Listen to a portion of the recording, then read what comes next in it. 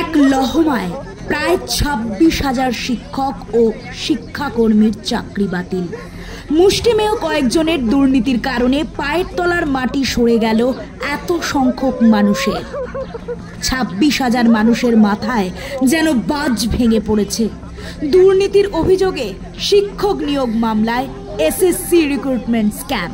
2016 সালের প্যানেল বাতিল বলে ঘোষণা করে সুপ্রিম কোর্ট। কারা যোগ্য এবং কারা দুর্নীতি করে চাকরি পেয়েছেন তা বাছা সম্ভব নয়। তাই 2016 সালের গোটা প্যানেল দেশের শীর্ষ আদালতের তরফে বাতিল করে দেওয়া হয়, যার জেরে হুলস্থুল পড়ে যায়।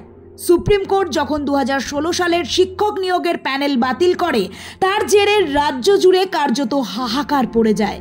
যে 26,000 শিক্ষকের চাকরি গিয়েছে, তাদের মধ্যে অনেকেই কান্নায় ভেঙে পড়েছেন। তারা দুর্নীতি করে চাকরি পাননি, তাই তাদের এবার কি হবে? কারোর বা ছোট ছেলে রয়েছে ঘরে, কারোর আবার বাড়ি বা গাড়ির ইএমআই টানতে হয়, কেউ আবার বাবা মায়ের চিকিৎসার জন্য বেতনের একটি মোটা টাকা খরচা করেন। এবার এই সমস্ত মানুষের কি হবে, এই বলে প্রশ্ন উঠেছে বিভিন্ন মহলে। শিক্ষক নিয়োগ মামলায় 2016 সালের প্যানেল বাতিল হওয়ার পর দিকে দিকে যখন হাহাকার শুরু হয়েছে, সেই সময় সোশ্যাল মিডিয়ায় ভরে উঠতে শুরু করেছে বিভিন্ন ধরনের মন্তব্যে। কেউ বলতে শুরু করেছেন তার মা জমি বিক্রি করে তাকে বিএড করিয়েছেন, অথচ তাকে কেউ চাকরিতে বসতে দেয়নি। সে কথা যখন কখনো কেউ তোলেন না, তা নিয়ে প্রশ্ন তুলতে দেখা যায় এক যুবককে। কেউ আবার বলতে শুরু করেন, দোষী বাছা গেল না বলে এতজন সাধারণ মানুষকে রাস্তায় বসিয়ে দেওয়া হলো, এর নাম কি জাস্টিস বলে তোলা হয় প্রশ্ন। আবার কেউ বিচার ব্যবস্থার ওপর প্রশ্ন তোলেন, বলেন আদানি, নীরব, বিজয় মালিয়াদের নিয়ে সবাই চুপ। কেউ আবার হু হু করে কাঁদতে শুরু করেন। চাকরি হারা হয়ে বাক্যহারা মানুষগুলোর নীরব কান্নার সঙ্গী কেউ নন।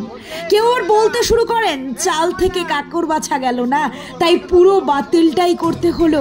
অনেকে আবার বলতে শুরু করেন, যারা বেসরকারি জায়গায় চাকরি করেন তারাও যে কোনো সময় কর্মহারা হতে পারেন, অথচ তাদের কথা কেউ শোনেন না বলে মন্তব্য করলেন অনেকে।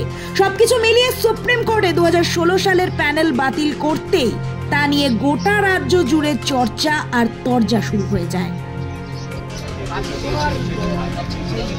ব্যুরো রিপোর্ট, দ্য ভয়েস নাও। তদন্ত করার দায়িত্ব সিবিআইয়ের হাতে ছিল, আরো অনেক সংস্থার হাতে ছিল। তারা যদি ব্যর্থ হয়, তাদের ব্যর্থতার দায় কি আমাদের? তার জন্য আমরা এইভাবে ভুগবো? এত বছর ধরে চাকরি করার পরে চাকরি চলে যাওয়া, এইভাবে এটা কি সম্ভব? যোগ্য অযোগ্য আলাদা করতে কারা পারলো না? এতে তো আমাদের কোনো দায় ছিল না। চাকরি প্রার্থীর কি কোনো দায় থাকে যে নিয়োগকারী সংস্থা কাকে যোগ্যতার ভিত্তিতে নিচ্ছে আর কাকে অযোগ্যতার ভিত্তিতে নিচ্ছে জানার? এসব বিজেপির সব লোক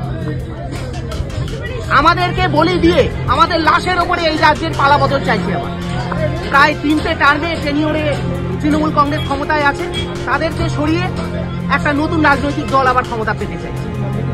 তারপরে এনআরসি করবো, সিএএ করবো, মুসলিম ভাগাবো, নানা রকম ইস্যু সামনে আসবে না।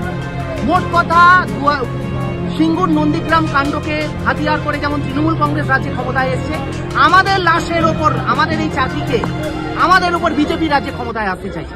আর তার দোষর হয়েছে সিপিএম, ওই বিকাশ রঞ্জন ভট্টাচার্য।